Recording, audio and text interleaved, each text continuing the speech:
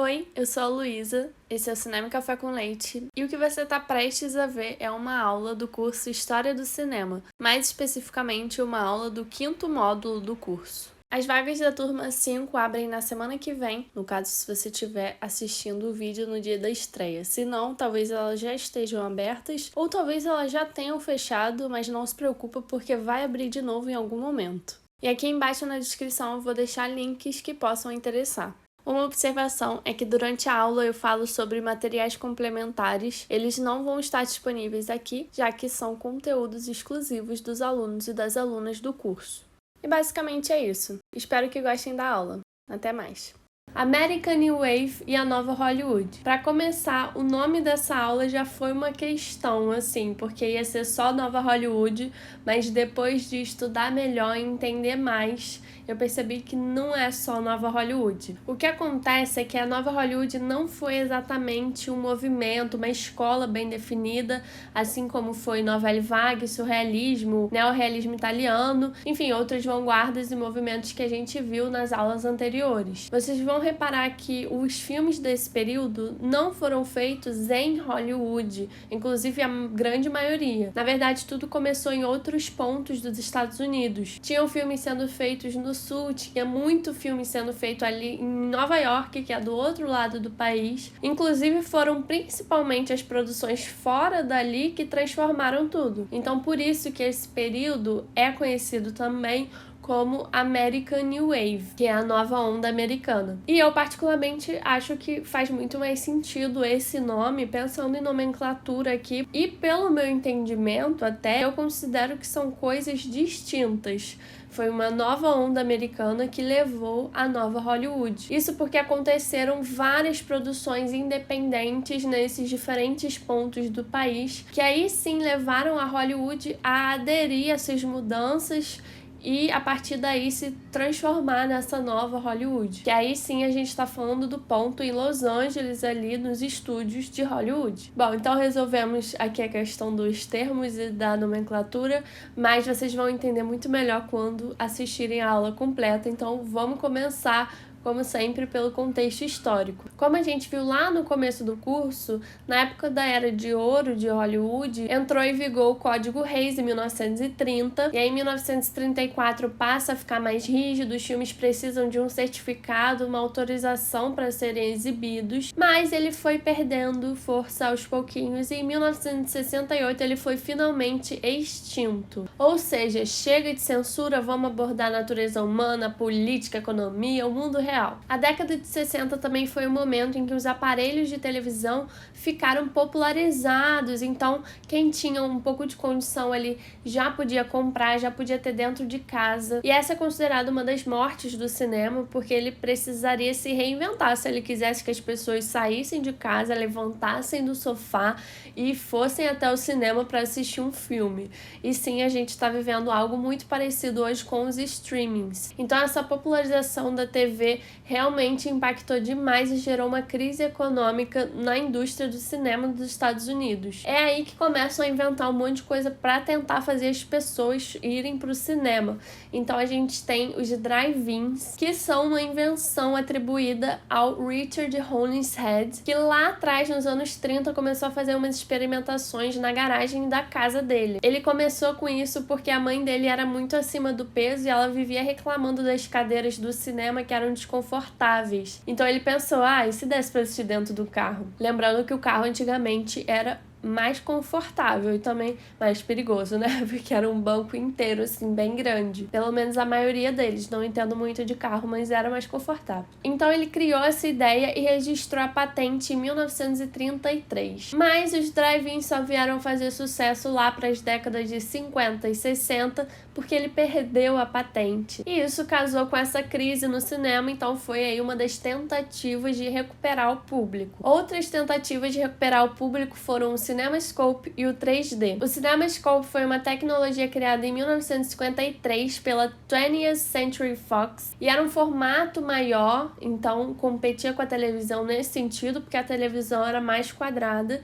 e eles fizeram uma tela maior usando lentes anamórficas. Então seria um incentivo para as pessoas terem uma experiência diferenciada. O 3D foi uma outra tentativa e é claro que não é o 3D que a gente tem hoje, que é uma tecnologia bem mais complexa. E assim, a tecnologia 3D em fotografia já existia desde 1890 e foi patenteada pelo inglês William Freese Green. Já o primeiro filme 3D da história é The Power of Love, lá de 1922. Bom, nessa época, a tecnologia 3D era realizada na hora da captação, usando duas câmeras, e em cada uma das câmeras tinha um filtro. Um era vermelho e o outro era azul. O nome dessa tecnologia é anaglifia. E aí depois as imagens eram sobrepostas, então ficava a vermelha e a azul, colocavam uma em cima da outra, e na hora de assistir usavam aqueles famosos óculos 3D, que é um vermelhinho, o outro azulzinho. E o efeito 3D acontecia porque um olho só conseguia enxergar o azul e o outro olho só conseguia enxergar o vermelho, então dava essa impressão. Certamente a dor de cabeça aí já era bem forte, pelo menos eu não sei vocês, mas eu tenho muita dor de cabeça com 3D. Mas foi só na década de 50 que o 3D foi popularizado também, porque chegou uma nova tecnologia, a Natural Vision, e aí essa já registrava duas profundidades diferentes. O primeiro filme desse período foi Buona, o Demônio, de 1952. O Museu de Cera, de 53, foi o primeiro filme da Warner a usar essa tecnologia, e até o Hitchcock aproveitou dessa tecnologia no filme Disque M pra Matar, em 1954. Outra questão, e a gente ainda tá aqui falando no contexto histórico, porque essa foi uma década muito movimentada, de muitas coisas acontecendo, e tudo isso influenciou o cinema. Então, outra questão foram os horrores, muitos horrores que estavam acontecendo no mundo. Vamos lembrar, Estados Unidos, década de 60, Guerra Fria, Guerra do Vietnã, morte do grande ícone cultural Marilyn Monroe, assassinato dos Kennedy, da Sharon Tate, do Martin Luther King, do Malcolm X, além de diversos casos de assassinato em série. Como, no meio desse cenário, continuar produzindo filmes como A Noviça Rebelde, Mary Poppins, A Bonequinha de Luxo. Os filmes que estavam sendo produzidos não faziam mais sentido. Eram comédias românticas, musicais, melodramas, tudo muito polido, muito otimista e grandioso, e é claro, aquela ostentação toda da era de ouro de Hollywood, o que não tinha nada a ver com o que o mundo estava passando naquele momento. Sem contar que eram os mesmos tipos de filme sempre, já estava engessado e já estava saturado. Esse foi o momento dos movimentos culturais, da contracultura. Foi uma onda de manifestações pelos direitos das mulheres, dos negros, protestos contra a guerra do Vietnã, movimentos estudantis, movimentos hippies que também eram anti-guerra e a favor do meio ambiente. E é claro que isso vai influenciar também os filmes. Esse é também o momento em que surge a ideia de teenager, que é adolescente aqui, né? E é essa ascensão desses jovens como público consumidor. Essa ideia surge depois da Segunda Guerra Mundial, e essas figuras, esses jovens, representavam uma nova ordem social, econômica e cultural. Pela primeira vez, os adolescentes consomem, eles têm poder de compra, e por isso eles querem ser representados também nas telas. E é por isso que as novas ondas do cinema sempre tem muitos jovens, adolescentes, assim como a música e a moda também. Isso é muito forte nos Estados Unidos e ali no Reino Unido também, e é claro que vai influenciar o resto da Europa e do mundo. É um momento que surgem vários grupos jovens, como os beatniks, os hippies, punks, muitos grupos da contracultura. Essa é conhecida como a geração rebelde. E todos esses grupos lançam tendência e, consequentemente, influenciam o mercado. E assim, só para fazer um parênteses, esse é um assunto muito denso e sociológico e antropológico, mas eu precisava falar sobre isso para poder contextualizar melhor. Chegando aqui no último ponto de contexto histórico, esse é o momento que a gente vai ter cineastas formados. Essa é uma das principais características da nova Hollywood. Nesse momento surgem vários cineastas que de fato estudaram, fizeram faculdade de cinema. Isso porque diversas universidades e escolas de cinema foram abrindo nos Estados Unidos, e também universidades tradicionais foram inserindo o curso de cinema. A primeira de todas, a primeira faculdade de cinema da história dos Estados Unidos já existia, foi a USC, Universidade do Sul da Califórnia, que inseriu o curso de bacharel em cinema em 1932, e dentre os fundadores tinha o Griffith, o Fairbanks, o DeMille. Mas aqui nesse período que a gente tá vendo, teve a UCLA, Universidade da Califórnia, que fundou a Escola de Teatro, Filme e Televisão em 1947. É de lá, por exemplo, que sai o Francis Ford Coppola, que se formou ali no final da década de 60. A NYU, Universidade de Nova York, fundou a Escola de Artes em 1955 e é de lá que sai Martin Scorsese, Spike Lee, Ang Lee, e teve também o Paul Thomas Anderson, que fez 2 dias de faculdade. Eu vou deixar aqui nos materiais complementares uma entrevista onde ele fala sobre isso. A tradicional Universidade Columbia inseriu o curso em 1966. A American Film Institute de Los Angeles foi fundada em 1967 e logo a primeira turma do curso contou com Terrence Malick, David Lynch e Paul Schrader. Mais tarde, lá em 1992, também foi fundada a famosa New York Film Academy. Enfim, então é claro que toda essa galera estudou e trouxe referência, principalmente do cinema europeu, juntam ali com o que já estava sendo feito em Hollywood e ainda desenvolvem autoria própria, então é óbvio que ia sair muito filme bom e de fato foi uma das épocas mais ricas, se não a mais rica, do cinema estadunidense. É muito filme bom, muito cineasta incrível. Vamos entrar então finalmente na produção de filmes e eu vou começar falando sobre os filmes B e o Roger Corman. Não tem como falar desse período do cinema, da American New Wave, da nova Hollywood, sem falar de Roger Corman, que também ficou conhecido como o rei dos filmes B. Filme B é um termo que ficou conhecido como um filme que tem baixo orçamento, um filme que é menor. Essa ideia, esse termo começou porque esses filmes eram exibidos antes do filme principal, em várias sessões de cinema. Primeiro passava esse filme e depois vinha esse principal. Então, é claro que acabou se tornando um termo pejorativo, querendo falar sobre filmes que são ruins. Mas, na verdade, eles foram muito importantes. Eles eram feitos de forma independente, fora do sistema dos estúdios. E aí, quando esses filmes param de depender de um filme principal, quando eles param de ser exibidos antes, eles ficam ainda mais desconhecidos e passam a ser mais menosprezados. Mas a gente teve muitos subgêneros históricos que marcaram o cinema e que surgiram, nasceram ali nessas produções B. Além de, e acho que aqui é um dos pontos mais importantes, as experimentações. Porque quando você não tem muito dinheiro para fazer um filme, você tem que inventar.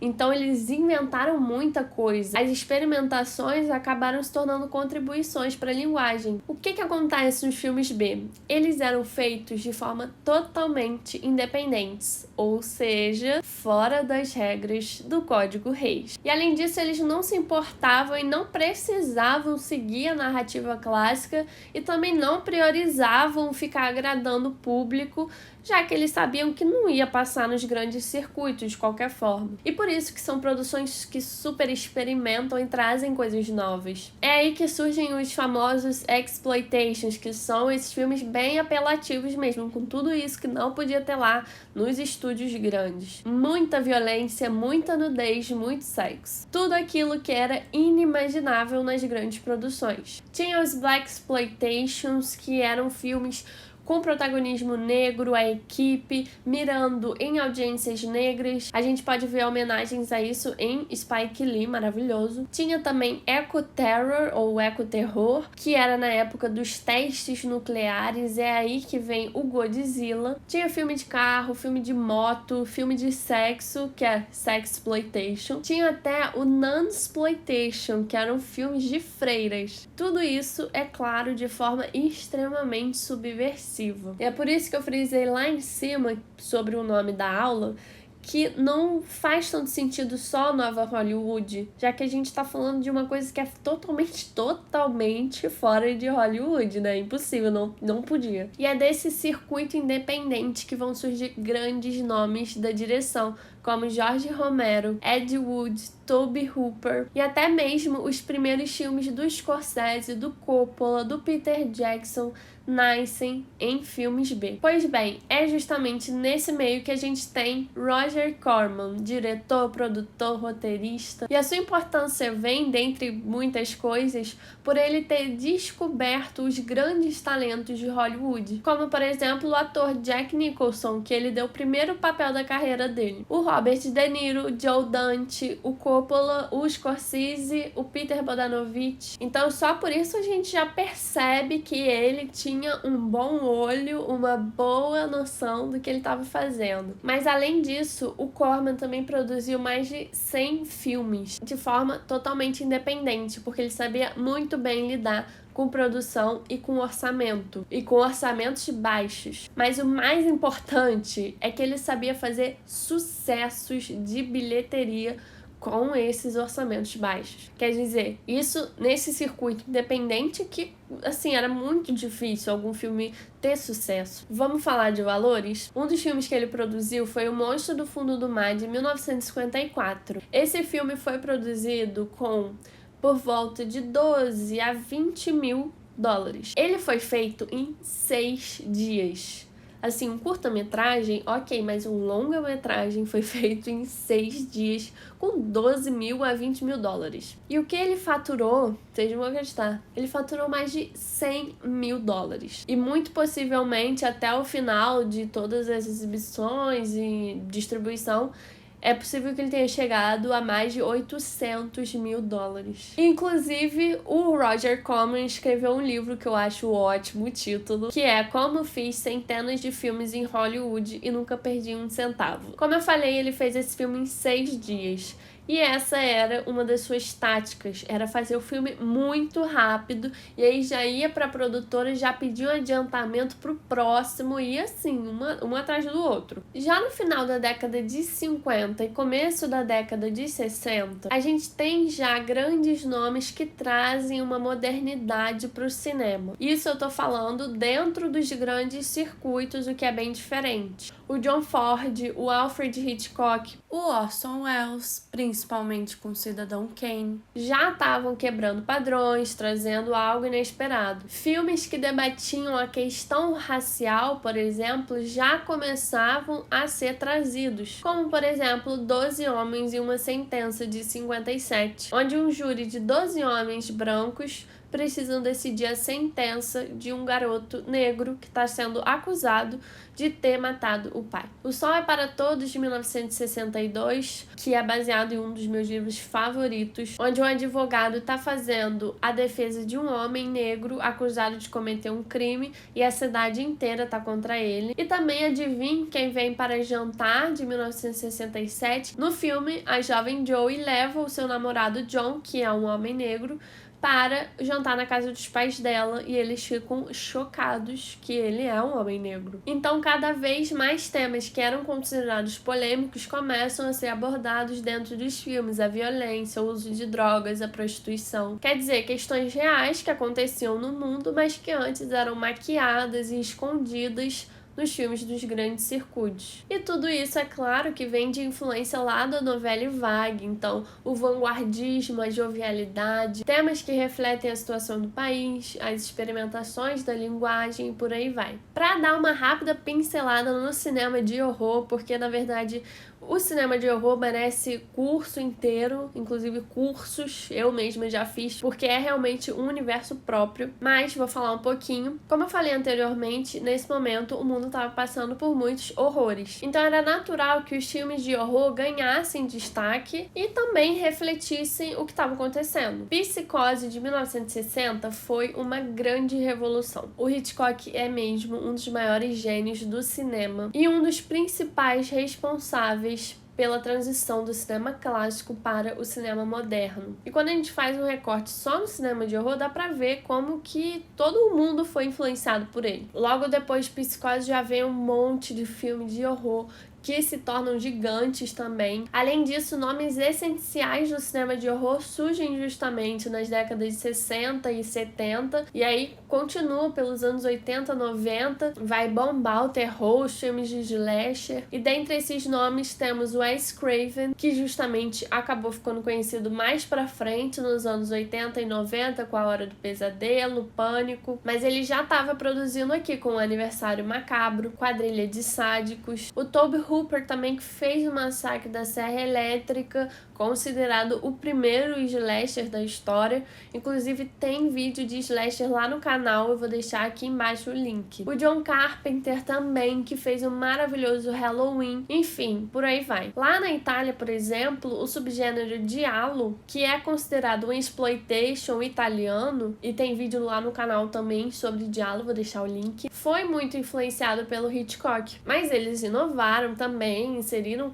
elementos da cultura deles, fizeram todo um estilo próprio. E os principais nomes, Mário Bava, Dario Argento, Lúcio Fulci. Voltando para os Estados Unidos, teve também a Hammer Film Productions, que eu não poderia deixar de falar, que foi uma grande produtora de filmes de horror. Já existia lá nos anos 30, foi fundada pelo William Fiennes, que usava o nome artístico de William Hammer, mas a produtora ficou mais conhecida justamente nas décadas de 50 a 70, e era totalmente independente, underground, tinha filmes de monstros, principalmente de monstros, todos que você pode imaginar, lobisomem, vampiro. O cinema independente de John Cassavetes. Como eu falei antes, esse é um momento em que ganha força o cinema independente, ou indie, que nada mais é do que a palavra independente encurtada. Não apenas os filmes exploitations, quer dizer, não era só os filmes que eram esses apelativos, mas também os filmes que a gente hoje costuma chamar de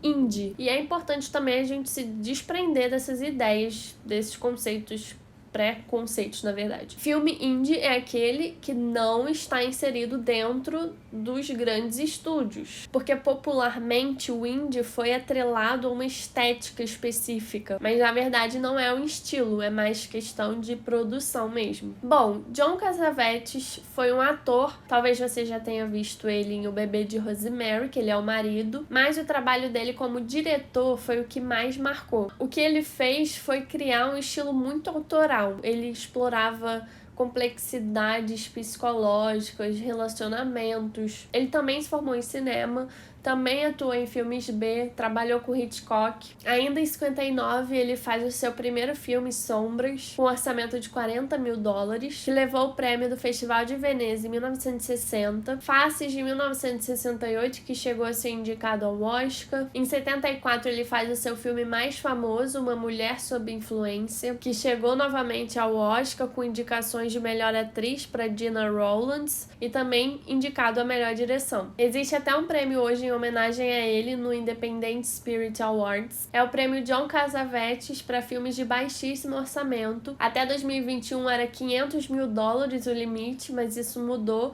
e agora é $1 milhão, porque inflação aí, né? Bom, como vocês viram, nesse momento o cinema moderno, o cinema independente estava fervendo. As inovações na linguagem, na narrativa, as experimentações estéticas, o posicionamento crítico e político, estava tudo mudando. Mas são 3 filmes que se tornam definidores oficiais ali, os inauguradores da nova Hollywood. Porque agora sim, a gente está falando de uma mudança dentro de Hollywood. Os estúdios perceberam e aceitaram a mudança. Não que eles quisessem, mas eles tinham que fazer isso se eles quisessem continuar lucrando. São eles Bonnie e Clyde, de 1967, produzido e distribuído pela Warner Bros. Seven Arts. A Primeira Noite de um Homem, de 67, dirigido pelo Mike Nichols, distribuído pela Embassy Pictures e pela United Artists. E Easy Rider, ou Sem Destino, de 1969, dirigido pelo Dennis Hopper, distribuído pela Columbia Pictures. Esses 3 filmes ilustram muito bem essa nova fase,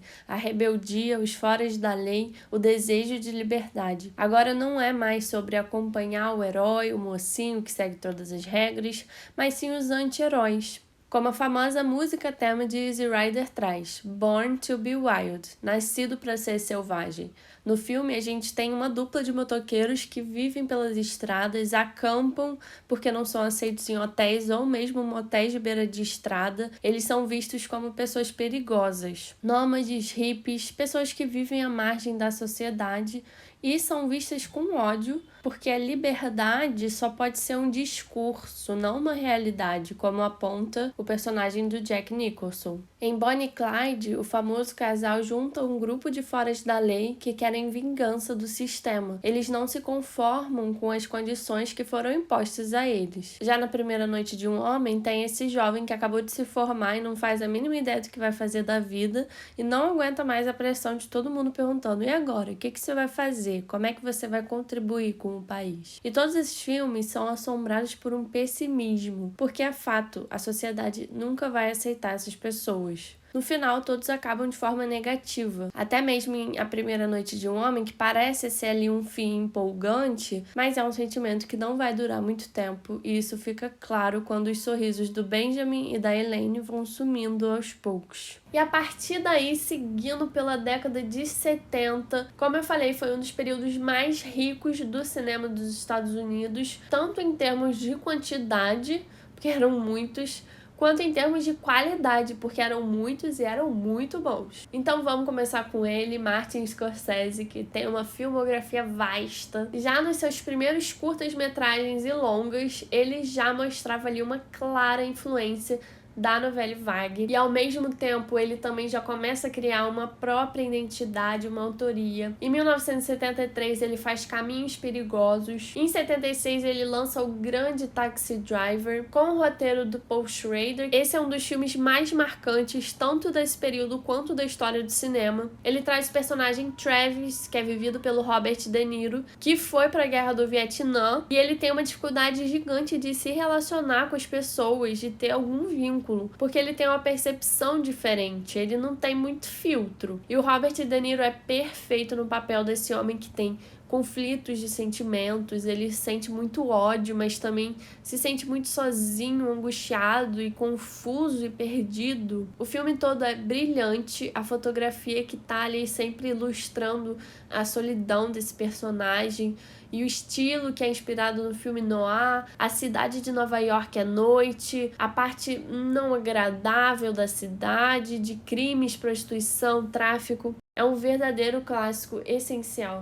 E Scorsese faz muitos filmes incríveis, como O Toro Indomável, de 1980, que é ali um dos últimos filmes desse período da nova Hollywood, mas ele segue realizando O Rei da Comédia, em 82, Depois das Horas, em 85, A Última Tentação de Cristo, em 88. É um diretor genial, um dos maiores, e tá aí até hoje entregando filmaços. Francis Ford Coppola traz pro mundo O Poderoso Chefão, de 72, o que falar sobre. Esse filme é fantástico, especialmente o primeiro, mas assim, a trilogia inteira é incrível. A temática é exatamente o que eu tô falando aqui. Não é mais sobre acompanhar os mocinhos, agora é a máfia italiana. E a gente mergulha de cabeça na história dessa família. E é claro que a gente cria vínculos com ela. E esse período é justamente sobre deixar de lado esse maniqueísmo de o que é bom, o que é ruim, é perceber as nuances dos seres humanos. Além do que, esse filme é uma verdadeira faculdade de cinema, é impressionante. Esse filme é aula de roteiro, de direção, de fotografia, de cenografia, juro, atuação. Ele realmente faz jus à fama que tem, é um dos grandes filmes já feitos. A Conversação, de 74, o Coppola faz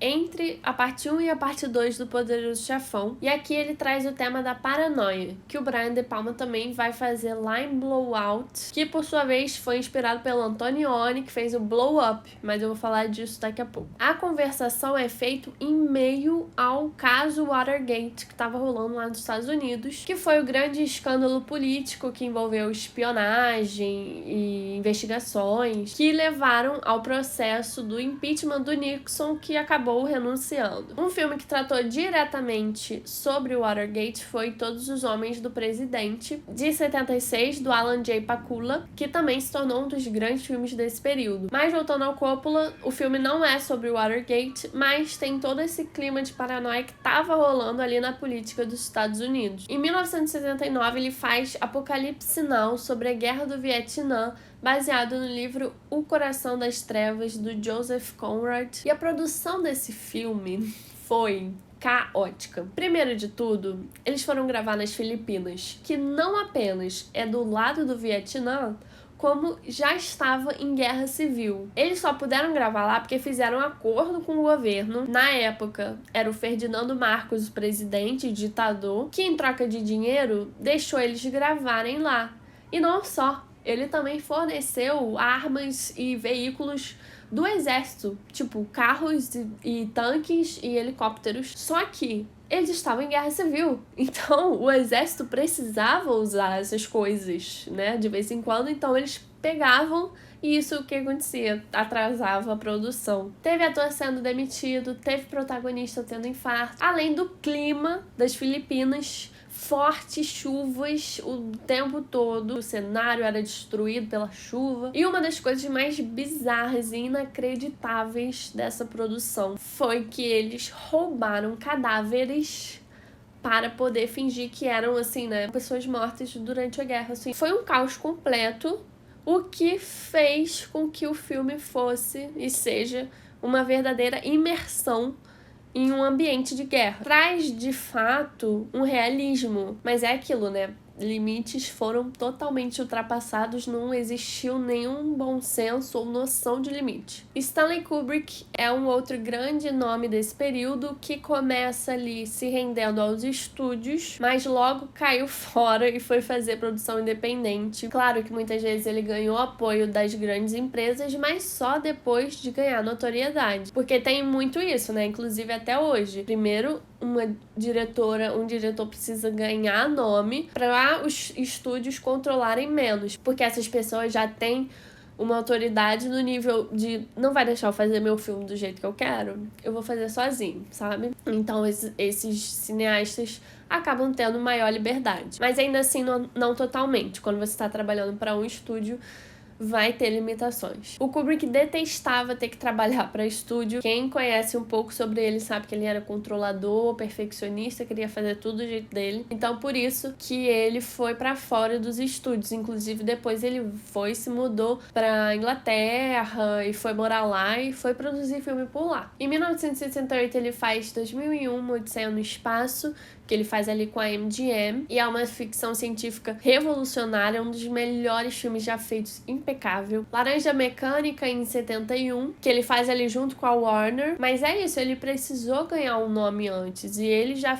deu seu jeito ali, montou sua produtora, a Hawk Films, pra se garantir. Em 75, ele já chega no nível Barry Lyndon, que a NASA desenvolveu uma lente para ele filmar só com luz natural. Então, assim, autoridade. Em 87, ele faz Nascido para Matar, uma sátira sobre a guerra. E antes ele também já tinha feito um filme de guerra, Glória Feita de Sangue, de 57, ambientado na Primeira Guerra, que também é, assim, primoroso. Brian De Palma é o diretor conhecido por ser contemporâneo ao Hitchcock. Ele usa muita referência e faz muita homenagem ao Hitchcock, como Vestida para Matar, de 1980, que é relacionado com Psicose, e Dublê de Corpo, de 1984, que relaciona ali com Janela Indiscreta. Mas antes ele fez Quem Anda Cantando Nossas Mulheres, de 68, Olá Mamãe, de 70. E eu vou citar também Um Tiro na Noite, de 1981, já que eu falei da Conversação do Coppola. Esse é também um filme sobre paranoia, quando um gravador de som, que é interpretado pelo John Travolta, grava sem querer um acidente de carro e depois ele vai ouvir com calma e ele acredita que ouviu, na verdade, não um acidente, mas um assassinato. E esse filme é influenciado diretamente por Blow Up, até o nome, né, do Antonioni, de 66, onde um homem fotografa um parque assim, e depois ele vai dando zoom, e ele acredita que viu ali um assassinato também, uma cena de crime. Todos esses filmes que eu tô falando aqui são brilhantes e essenciais. E aí o Brian De Palma também vai fazer Carrie a Estranha, de 76, Scarface, de 83, maravilhoso. Mais alguns cineastas aqui, a gente tem o Robert Altman, que fez MASH, de 1970, Nashville, de 75, o Peter Bogdanovich, que era crítico e começou a carreira como assistente do Roger Corman, olha ele aí de novo, e ele fez Na Mira da Morte, de 68, 68 e A Última Sessão de Cinema de 71. O Roger Corman, que eu já falei sobre a importância dele na produção, principalmente, mas ele também dirigiu filmes como A Loja dos Horrores, de 1960, e Viagem ao Mundo da Alucinação, de 67. Aqui do lado a gente tem William Friedkin, que fez Operação França em 71 e O Exorcista em 73. Outros filmes importantes que marcaram esse período e são de diferentes diretores foi Um Dia de Cão, de 75, do Sidney Lumet, Corrida Sem Fim, de 71, do Monte Hellman, O Franco-Atirador, de 78, do Michael Cimino, O Bebê de Rosemary, Chinatown, de 68 e 74, os dois do Polanski, que é francês e polonês, e tiveram vários diretores que fizeram isso, essa migração da Europa para os Estados Unidos, inclusive vários contratados pelos estúdios que já estavam querendo, né, essa inovação, esse diferencial. E Perdidos na Noite, de 1979, do John Schlesinger, que é britânico. Os diretores do cinema de horror que eu já citei anteriormente, John Carpenter, Tobe Hooper, George Romero, que fez aqui toda essa grande franquia dos mortos, A Noite dos Mortos, Despertar dos Mortos, Dia dos Mortos, Terror dos Mortos, Diário dos Mortos e A Ilha dos Mortos. Outros realizadores conhecidos tanto na direção quanto na atuação, produção, roteiro, que aparecem aqui nesse período são Paul Schrader, John Milius, Terrence Malick, Woody Allen, Sidney Pollack, George Lucas e Steven Spielberg, sendo que esses dois últimos já entram na próxima fase do cinema, que eu vou falar já, e vai ter uma aula inteira sobre também. E de fato, essa nova geração de cineastas salvou Hollywood. Muitos desses filmes fizeram muito sucesso e recuperaram a saúde financeira dos estúdios das produtoras. A trilogia do Poderoso Chefão, o MASH, do Robert Altman. Então, se antes a gente tinha um sistema de estúdios, agora a gente tem essa era dos diretores. Porém, a recuperação financeira dos estúdios, é claro, faz com que eles ganhem novamente muito poder. E é aí que a gente vê esse ciclo. E acho que ficou bem evidente que esse grupo gigante é dominado por homens. E de fato, gente, se vocês forem pesquisar Nova Hollywood, só vai ter homens. É muito, muito raro que alguém cite alguma mulher. Então eu fui procurar, eu falei, gente, não é possível que não tenha uma mulher diretora nesse período. Mas eu consegui encontrar, e eu agradeço as pessoas que se preocuparam com isso e se preocupam em citar o nome das mulheres. Eu vou falar de 3 mulheres na direção aqui, vocês já podem ver a discrepância na quantidade, né? Mas vamos lá. Elaine May foi a mulher mais conhecida desse período. E mesmo assim, é pouquíssimo conhecida, diga-se de passagem, porque quase ninguém cita ela. Ela era uma atriz comediante que passou a dirigir filmes também. E ela tinha uma autoria de fazer muitas sátiras e usar muita ironia. A primeira direção dela foi A New Leaf, ou O Caçador de Dotes, de 1971, onde um homem que é um playboy assim, perde todo o seu dinheiro e aí ele vai em busca de casar com uma mulher rica para poder matar ela e ficar com o dinheiro. No ano seguinte, ela faz The Heartbreak Kids, ou O Rapaz que Partia Corações, onde um homem vai passar a lua de mel em Miami e lá o marido, recém-marido, se apaixona por outra mulher e se arrepende de ter se casado. Em 76, a Elaine vai dirigir e roteirizar Mickey e Nicky, com o John Cassavetes e o Peter Falk. Aqui ela muda da comédia para o drama. E nesse filme, o personagem do Nick jura que tem um mafioso querendo matar ele. Daí ele liga e pede ajuda pro seu amigo Mickey, que é um mafioso. Aqui só isso já é um clima tenso. Mas é engraçado porque, mesmo sendo um filme de drama, tem essa ironia ainda, que é uma característica dela. Lá em 1987, ela faz Ishtar, que é com o Dustin Hoffman e o Warren Beatty, que inclusive participaram daqueles filmes lá da inauguração da Nova Hollywood. O Dustin Hoffman faz A Primeira Noite de um Homem e o Warren é o Clyde em Bonnie e Clyde. A Elaine May recebeu um Oscar honorário da Academia na cerimônia Governors Awards em 2022. Eu vou deixar aqui também nos materiais complementares um vídeo que eu encontrei do Peter Bogdanovich falando sobre ela. Barbara Loden foi uma atriz estadunidense que nasceu em 1932. Ela foi casada com o cineasta Elia Kazan e ela atuou em filmes dele como O Clamor do Sexo e Wise River. Em 1970, ela assume a direção e faz o único longa-metragem da sua vida, Wanda. Esse filme é fantástico. fantástico. Eu escrevi um texto sobre ele, também vou deixar o link, tá lá no site.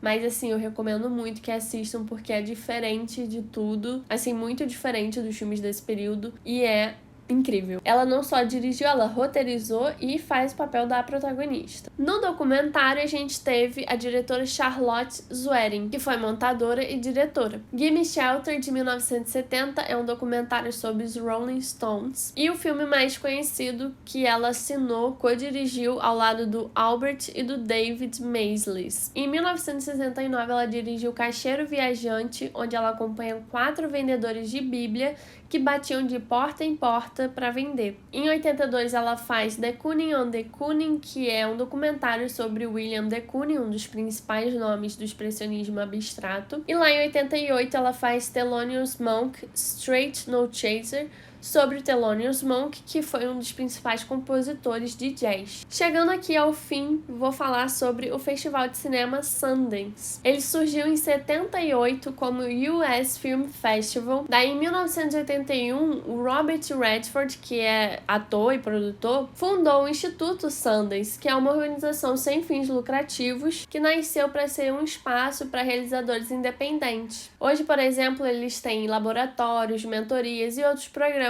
para quem está começando. Então, esse instituto passou a administrar e promover o US Film Festival. E aí, em 1991, passou oficialmente a ser Sundance Film Festival. Esse festival foi e ainda é muito importante para promover cineastas independentes. E muitos que a gente conhece hoje ganharam notoriedade por conta desse festival. Como, por exemplo, Tarantino, Robert Rodrigues, Paul Thomas Anderson, Soderbergh, Aronofsky. Talentos que chegaram na década de 90 e vêm trabalhando até hoje. Bom, chegamos ao fim da aula aqui, de volta ao mainstream. Como eu falei, a nova Hollywood traz de volta a saúde financeira dos estúdios, dos grandes estúdios, mas são 2 filmes que têm um sucesso estrondoso e mudam novamente o cenário. Tubarão, de 1975, do Steven Spielberg, exatamente no ano em que acaba a Guerra do Vietnã, e Star Wars, de 1977, de George Lucas. É nesse momento que recomeça um ciclo de filmes com a narrativa clássica para a família, com finais agradáveis, visando o lucro, investindo fortemente em marketing e inicia a era dos blockbusters, que deixa resquícios até hoje. Na verdade, ela ainda continua, mas com adaptações. Para vocês verem como a história é um ciclo, e esse ciclo vai ser pausado, reiniciado, renovado, modificado. E eu vou contando tudo para vocês aqui nas próximas aulas. Até lá!